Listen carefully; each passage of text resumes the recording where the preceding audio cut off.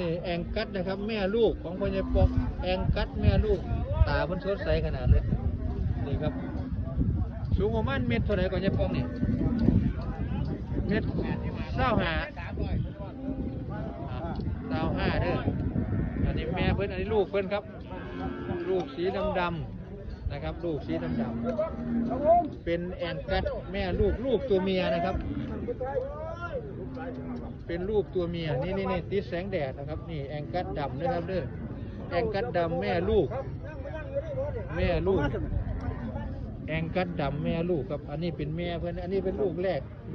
ครับนี่ครับแองกัดตาสดใสขนาดแองกัดนะครับนี่แบงกัดครับแบงกัดนี่แบงกัดนี่ลูกเพื่อนครับนี่ลูกตัวเมียนี่ครับลูกตัวเมียแบงกัดเบอร์โทรครับ093 058 71 91 พ่